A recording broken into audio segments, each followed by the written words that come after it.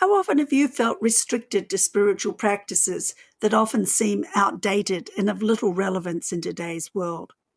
Are you discouraged to express your own creative talents and develop spiritual practices that are uniquely you? The Liturgical Rebels podcast is for people like you who want to reimagine and reconstruct their faith and spiritual practices.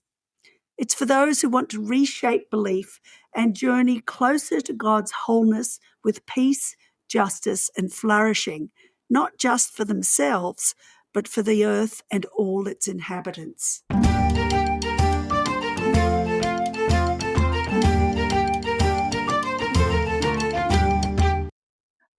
In this 53rd episode of Liturgical Rebels, I will be in conversation with Canadian author April Yamasaki, whose latest book, Hope Beyond Our Sorrows, Learning to Live with Life-Changing Loss, was very helpful as I too struggle with my own loss of a husband who is still present yet not present because of dementia. April is a pastor, editor, author, and spiritual formation mentor.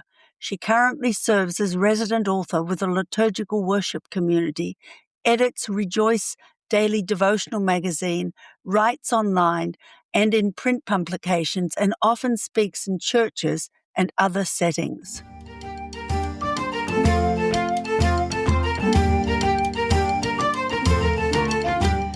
April, I've really been looking forward to this interview for a number of reasons. Firstly, as you know, and as most of our listeners know, I've been going through a traumatic season because of my husband's growing dementia and the fact that I've had to put him into a care home, a lovely care home where he's getting wonderful help. But it's been very traumatic. And so I very much identified with a lot of what you talked about in your most recent book, Hope Beyond Our Sorrows. And that's probably what we're going to focus on.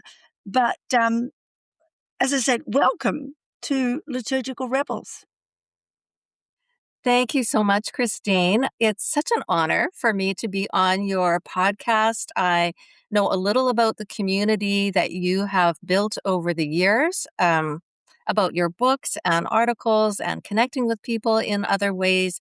And I've watched as you've, grown into podcasting and into Substack, and I'm amazed at the breadth and the spiritual depth that you live out so beautifully. And even during this time, with all that you and Tom are going through, I really appreciate this opportunity to talk with you, and I keep you and him in my prayers. Well, thank you. Well, we've connected for many years. You mentioned that we had met many years ago, and of course, I don't remember that, I'm sorry to say, but I've really appreciated your contributions on God's Space for many years and just your writing as well. So I am delighted to finally connect in this way. Before we get into your book, tell us a little bit about your background. So that our listeners can get more of a sense of who you are and what you do, because you also have a lot of things that you do. You're not just writing books, but you've got a lot of other hats that you carry. Life is wonderfully full. I know for you and also for me and for so many that are involved in many things. So I was born and raised in Vancouver, British Columbia, Canada, a third-generation Canadian of Chinese heritage. My first steady job was a half-time position at a Bible college where I taught English, composition and grammar, and Bible. I also oversaw the college newsletter and wrote press releases. And then my other half-time, what I thought of as my own time, was devoted to what I felt was my calling to write. I had, by that time, already published 2 books. One, a series of responsive readings based on the Gospel of Matthew, and another book focused on unnamed women of the Bible. Both of them published so long ago that they are no longer in print. The one on responsive readings from the Gospel of Matthew, I think, is having a well-deserved rest. But the other one on unnamed women of the Bible, I'm considering whether to reissue that. That sounds wonderful. Yeah. Yeah, I'd certainly read it. So, yeah. Well, there's a lot of continuing interest in some of those stories that may not be given as much attention as other Mhm. stories in the scripture. But so many of us are unnamed in our lives today, whether we are, the third person in line at the checkout or someone's mother or someone's father. Uh, all of these different roles that we play in life, we are not necessarily unnamed. And in the Bible, there are Mhm. unnamed women that we can learn from.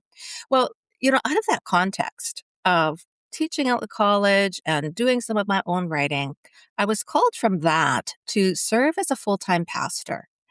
And I served for just over 25 years in the same congregation.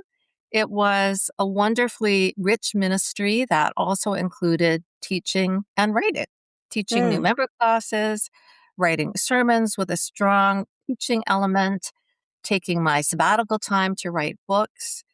And today, I am still living out that combination of mm, teaching and writing, although in a different way. So instead of pastoring one congregation, I now serve as the editor of a daily devotional magazine for our denomination, which has many congregations. I'm resident author with a small liturgical worship community, which mm, means writing liturgy and a sermon once a month, along with some other community building. I blog on my author website with a focus on faith and hope in daily life. I have a second smaller blog on church ministry, and my Substack just started last year on writing as a spiritual journey. mm. Then, of course, there's the books, like Hope Beyond Our Sorrows, that was released last June. And I also continue to teach. This past fall, I taught a short course on the book of Ruth and another short course on dreams in the Bible.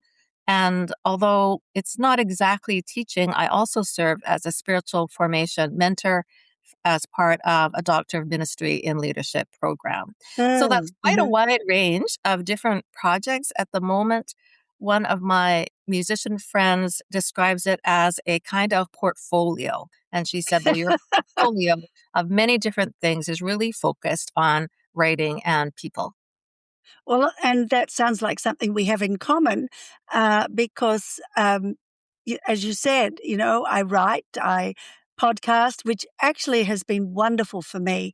Over the last couple of years since I basically had to give up traveling to speak or anything like that, because of Tom's situation. The podcast has provided a kind of input for me as I interact with the people that I interview that has just enriched my life in wonderful ways. So it's God's timing for it was fantastic, is all that I can say. Um, and it just amazes me how God does that. I mean, you've suffered your own loss, a loss of your husband. And of course, that's the background to Hope Beyond Our Sorrows. Um, and as I said, it really spoke to me because of the loss that I am experiencing as my husband, worsens with dementia. But, one of the phrases that I read that you use, when a shattered dream breaks your heart, how do you learn to hope again? I thought that's a great question to ask all of us, but particularly as we talk about your book. Um, can you share a little of the story of your story through grief and how you did find that hope again? Well, it was just over 4 years ago that my husband was in the hospital dealing with complications from his cancer. He had cancer a number of years earlier and had come through and recovered very well with surgery and no further treatment. And so now this was a recurrence. But his doctor said, well, you beat this before. You could do it again. Mhm. And when he went through chemotherapy, sometimes he would say, I actually feel so good. I forget that I'm sick. Ah, So uh-huh. that for him was a time of recovery when he suddenly had what we thought was a bad reaction to his chemo. But he was then in emergency and then in the hospital for 3 weeks dealing with complication after complication, Mm. and he was finally over all of that. The conversation with his doctors and the dietitian was all about how now the agenda is to get stronger and be able to come home. But later that same day, after that conversation, he had one more complication, and by evening, he was gone. Mm. So, with cancer, we know it can be unpredictable. Complications can happen, anything can happen. And so, on the one hand, not exactly a surprise. And yet, because he had Mhm. come through so much already, it was a huge shock. Mhm. And I've heard some people describe grief as being like molasses. Mhm. And that became an important image for me because I thought, yes, my experience of grief is this sudden plunge into molasses where I Mhm. felt I could hardly move, hardly breathe. And I thought of that as my early grief when I reflected back on that. And then middle grief was like the struggle to break free of that molasses. Mm. So the first anniversary, the first birthday, the first Christmas, all of those firsts that happened in what I think of as middle grief was a struggle to get unstuck. Mhm. And then what I think of as the third stage, present grief, well, just as molasses clings to us, grief clings to us too. Mhm. Even though it is not the same as early grief or the same as middle grief, grief, living with it, continues in some way. Mhm. It's actually helped by reading A Grief Observed by C.S. Lewis. I had Mhm. never read the book Ah. before, Mhm. but I received that from the women in my Writers Guild after my husband passed away. And when I finally sat down to read it, I was struck by what he says about grief being a spiral. He says, just Mm. when you think you're past one stage, there you go again, back down the spiral. And Mhm. are we spiraling down or are we spiraling up? Is that ongoing question. Mhm. Yeah, it reminds me of a book that Jerry Sitzer, who was then at Whitworth College, wrote, and I don't remember the name of the book, but I very much remember he talks about the stages of grief as they're described, and he says it's not like that. It's not linear. He said you're up and you're down. You go from stage 3 or 4 to stage 1. And you're constantly cycling through these stages, and that's part of what is so hard about grief is if you could kind of see a straightforward path and getting to the end and, oh, wonderful, that would make it easier. But it's not like that at all, as we know. Um, and so I like the way you described that, the sense of the molasses sticking and how you can't breathe. Um, and I think, yeah, it's definitely true. Uh, and it's kinda like you dipped in molasses and then you manage to get your head up, and then you fall back into the molasses again, I think. So, not easy at all. Um, I think, you say, on the blurb about the book that it is not just for those who have lost loved ones, but also for those who have lost a job, a marriage, a church community, or a dream. Explain a little bit more of what you mean about that and why you think it is, for people who are going through all kinds of forms of loss. After my husband died, I wasn't sure about continuing to write. I actually had, with his encouragement, signed a contract for a new book shortly before he passed away suddenly. But I thought, okay, but I signed the contract. Now I need to write it. But I gave myself grace not to write at first and then to gradually get into that. And a new editor at Herald Press contacted me the following year. She wrote to say congratulations on her email for the 10th anniversary of Sacred Pauses, my first Mm. book. with Harold Mhm. Press. That's still in Which we're print. also going to start talk about Yes. a bit. Yeah. Oh, well, thank you for that, Christine. But she wanted to say congratulations. And then she said, and we're wondering if you're ready to write another book with us. And she gave me two ideas. She said, one could be writing on your grief journey, because I had written some on my blog about it. Mhm. And the other, she said, would be writing about pastoral burnout, because she had heard me speak about that. Mhm. And at that point, I mean, the timing was so amazing, because it had just been a few weeks earlier when I had the sudden thought, oh, I might be ready to think about writing another book. And then here came her email. Mm. And I said to her, whether it's the loss of a loved one, or if it's a situation of burnout where someone loses their health, Mm. loses their employment, maybe loses their church community, those are both grief journeys. Mhm. Rather than focusing on the particulars of a specific grief journey, I wonder if there would be a way to focus more on the process of grieving and healing and recovery. Mm. And that's where I Mhm. think whatever the loss we might experience, and throughout life we experience different losses. But as we heal from that and learn to live with that, we all need the same basics. We need Mhm. the basics of self-care, to breathe, to eat, to drink water, to get enough sleep. We need the basics of time alone and with time with other people.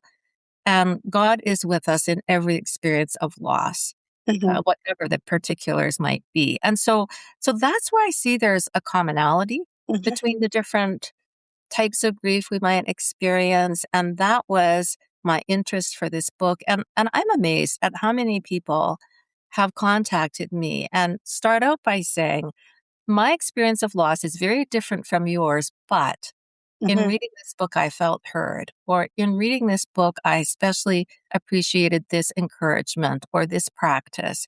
And so there is something about that human experience of loss, whatever it might be, that also connects us as human beings.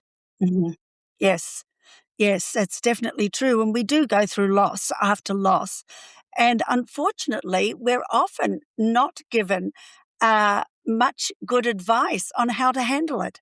It's kind of like, you often get told, oh, you've just got to get over it. Or, kind of, and that feeling that nobody wants to hear about your loss and your grief.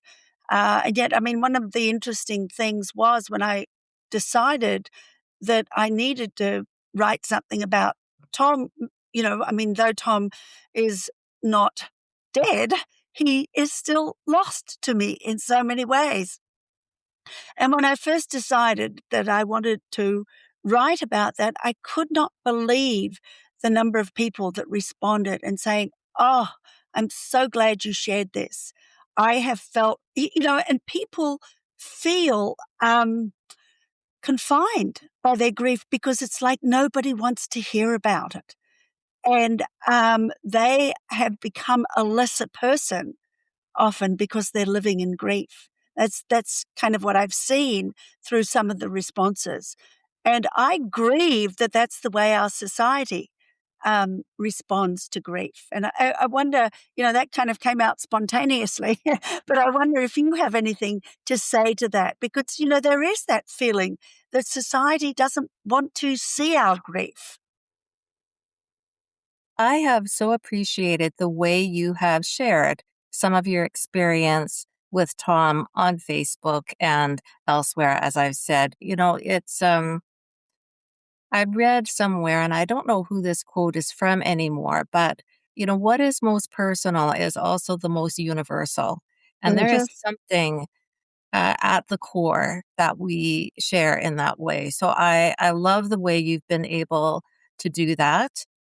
And I think, it was about a year after my husband passed away that someone had asked me, how did you deal with your grief? And they said it in the past tense, as Oh, if I had wow. already dealt with my grief. And now a year later, here I was. And, I was out in public. I was dressed appropriately. I had started writing and speaking again. So, hey, must be over. But You weren't weeping every time you tried to say something. well, exactly, Yeah. exactly. I wasn't weeping every time I tried to say something. I wasn't, lying on the couch at home feeling sorry for myself and that sort of thing. But I immediately translated the question into the present. How am I dealing with my grief?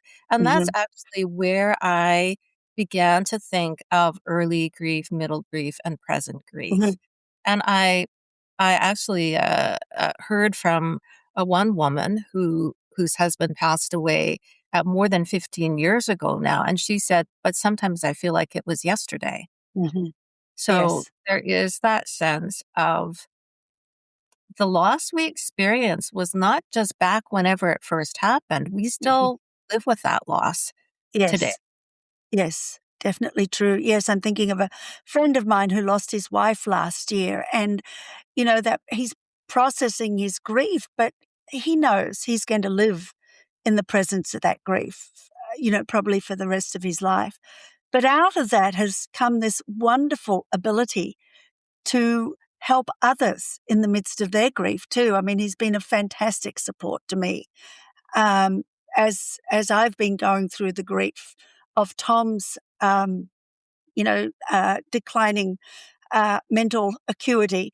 And I think that's part of what you have to offer too to people is that, what you are still going through is something that gives you fantastic tools to help them with their grief as well.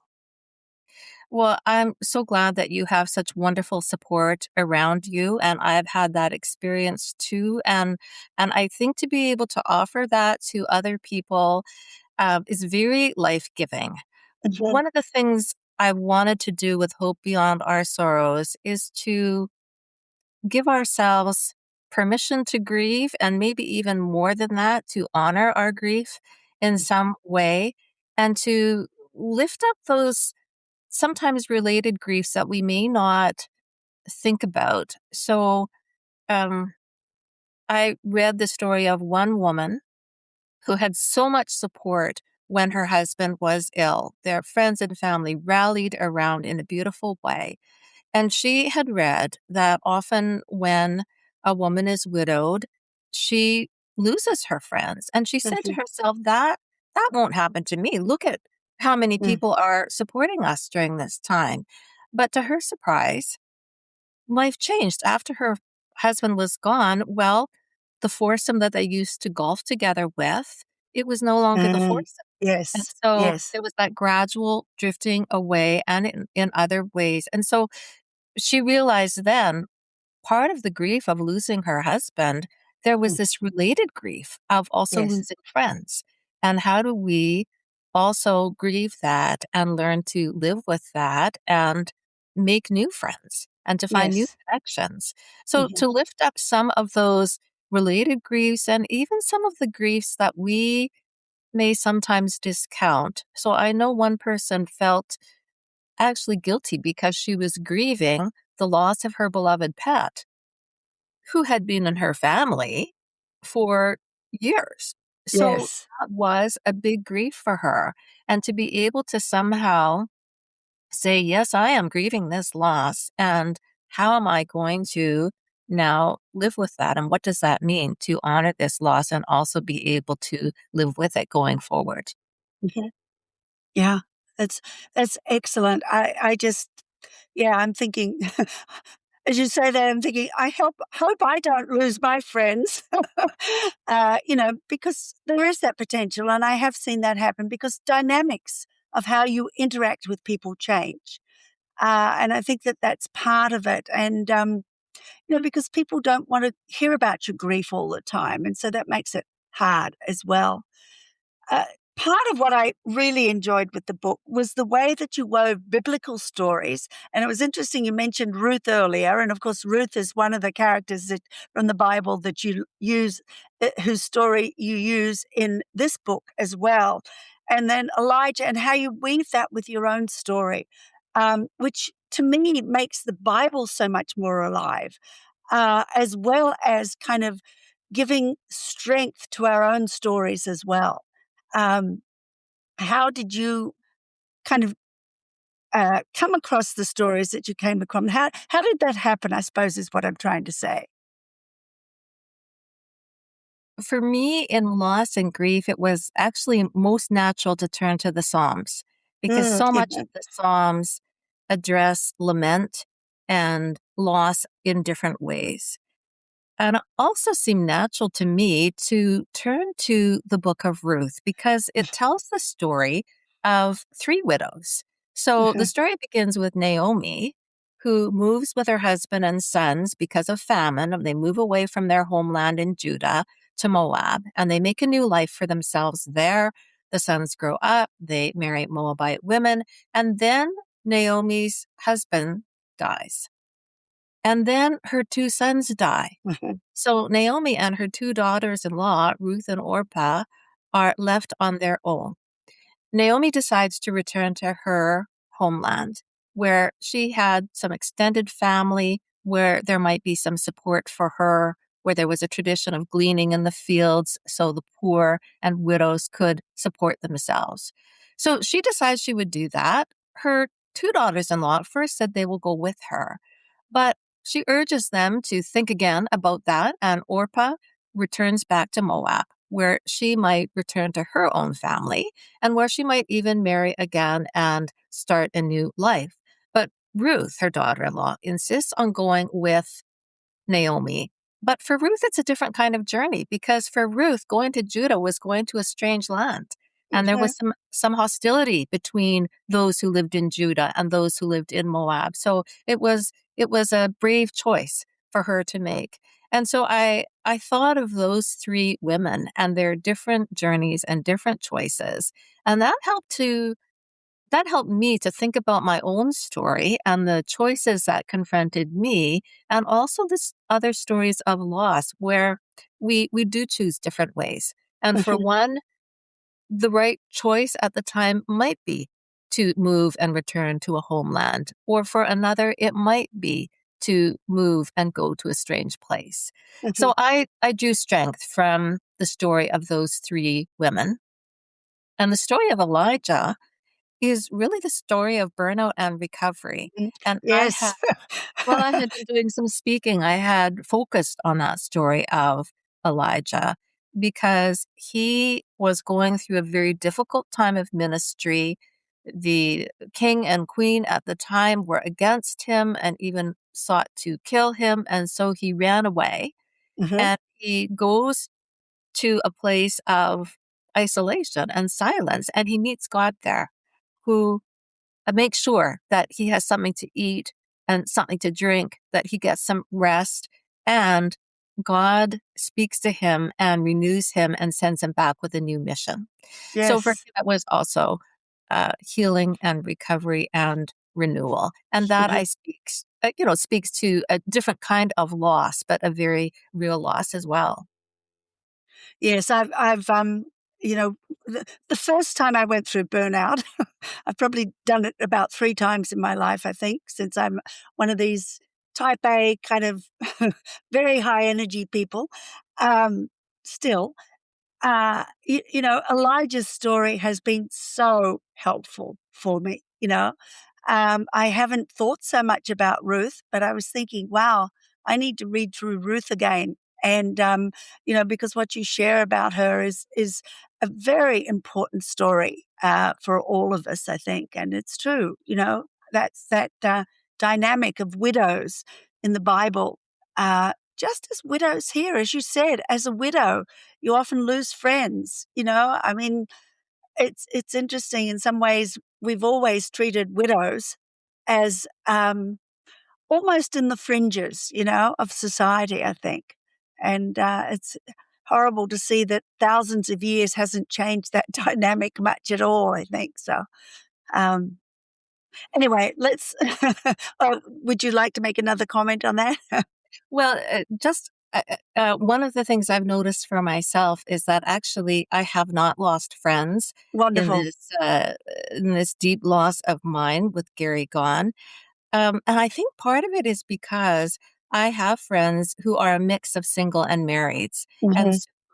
um, having a wide variety of friends, I think, does help. And perhaps that's another, I didn't write that in the book as a form of self care or something to think about going forward. But I think the kind of friendships we have might also help us with that.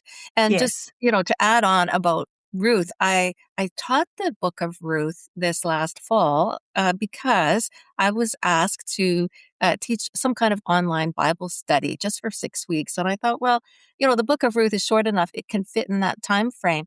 But Hmm. amazing to me, many in the course said that they had never heard a sermon on the book of Ruth.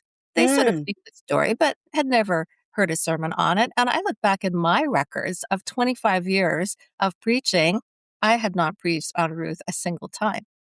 I have Interesting. since then, but amazing. The story perhaps could use more attention. Mhm, mhm. Yeah. No, definitely. Well, I look forward to you sharing more about the story of Ruth in the future than in your writing and everything. That's wonderful. But looking back, the first of your books that I read was Sacred Pauses. And that was a wonderful book. It certainly spoke to me. I mean, similar interests in some ways.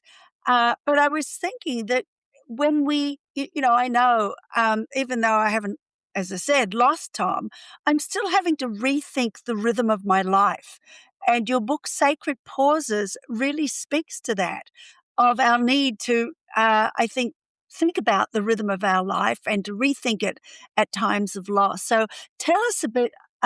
10 years ago, you wrote Sacred Pauses. So tell us a bit about that book because it is a very important book that you've written as well. Well, Christine, when you talk about being, somewhat type A and very active and, on the go, I think, aha, yeah, another thing that we share, although I can't say I've exactly experienced burnout myself. But, there is that sense for many of us. And I think our fast paced life is also part of our culture with Mhm, social media, sort of the always on online culture that we live in and go, go, go. But I think we also need to pause.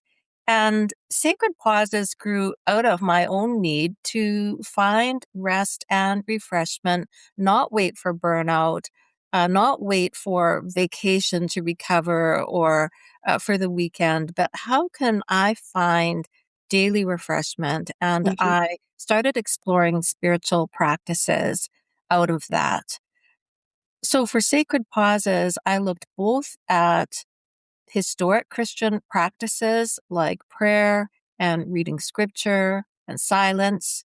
And I also explored practices that, at that time at least, had not received the same kind of attention. So I thought about and practiced um, different ones like making music mhm, and being outdoors in God's creation and even having fun. How mhm. can these things be used by God to refresh us? And how might we see them as spiritual practices? Yes, yes, which is a little, of course, of what I talk about in The Gift of Wonder as well, because we do need to start thinking, we've kind of really confined what a spiritual practice looks like. And I think that in our fast paced lives, we are the poorer for, you know, disconnecting from some of those things. And I think fun, I think it's been interesting, what I'm starting to gravitate towards at the moment. I sit in my little circle of light in the morning, and that has just been a wonderful kind of practice for me that kind of helps me to feel grounded. Um, and of course, so many people are discovering breathing exercises and breath prayers these days that, I think it's a recognition, at least at some level, that we need these kinds of things to help us balance our lives. And unfortunately, it seems to me that secular people are discovering these much better than many of my Christian friends are, which is a shame. We've because we've kind of focused on prayer and often certain kinds of prayer, we're not good at discovering these other things. So I don't know whether you're considering revising Sacred Pauses, but I think it would be a good book to revise, or at least to, talk a little bit more about, because, loss does encourage us to that new rhythm. And it's important. We need books like that, I suppose is what I'm saying. So Well, almost like you should partner the two books, Hope Beyond Our Sorrows and Sacred Rhythms, something to suggest to Herald Press. They can partner them. well, that's why in Hope Beyond Our Sorrows, I actually include pauses or sacred spiritual Yes, practices throughout the book because I think that is so helpful, freeing, and life giving. So that's that commonality both of those books share. And I think, too, especially for sacred pauses, it's being used at Christian high schools, in colleges, and in seminaries, and just for general reading. So it is. Reaching people at different stages of life in different ways. And even at my book launch, one of the families in our church had come to it. And as I was talking about the book, and then there was some time for comments afterward, their daughter raised her hand and she said, well, don't forget about the young people. She said, there's a lot of pressure in life with school and exams and other activities. She said, and we need to pause too. And I thought that was a beautiful reminder because that lovely. Yeah, was true then when the book came out and true today. definitely more true probably today than it was even 10 years ago, I would think. April, is there anything else that you would like to share with our listeners? Well, maybe I'll just mention, since we're talking about Hope Beyond Our Sorrows and Sacred Pauses, those two books from Herald Press, there's also another Herald Press book in between those, Four Gifts, Seeking Self-Care for Heart, Soul, Mind, and Mm, Strength. And that um, really presents a Christ-centered model for self-care, drawing on Jesus' words to love God with all our heart and soul and mind and strength, and to love our neighbor as ourselves.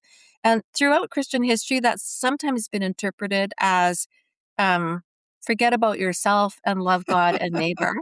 But others have said, how can you love your neighbor at yourself as yourself if you don't love yourself? And mm, so there's that tension, I think, in self-care. How do we live that out? Because sometimes I am selfish and I think too much about myself, and I need that reminder. Love God and mm. love your neighbor. And Yes, sometimes I am not treating myself very well, and I need that reminder to also take care of myself.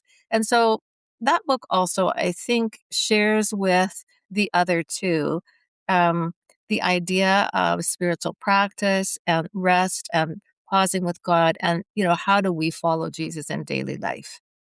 wonderful. It sounds like a wonderful trilogy, that of books that you've written there. And that one I have not read, but I will certainly be looking for it.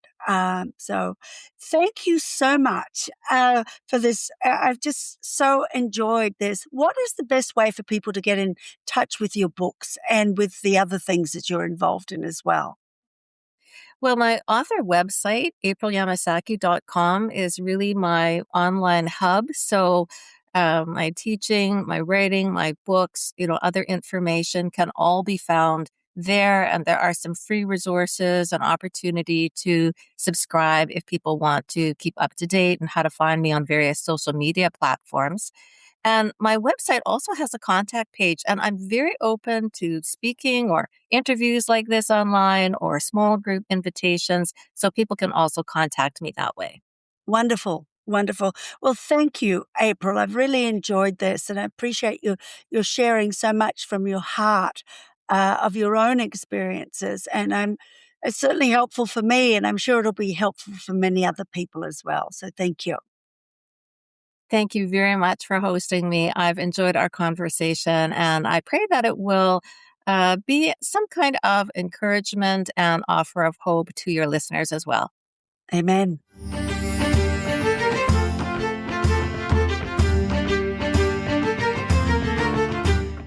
In today's inspiring conversation, April Yamasaki shared her journey through grief after the death of her husband, her biblical reflections on loss, and practical spiritual practices for healing and hope. She discussed her books, including Hope Beyond Our Sorrows and Sacred Pauses, both of which have been deeply influential in my own life.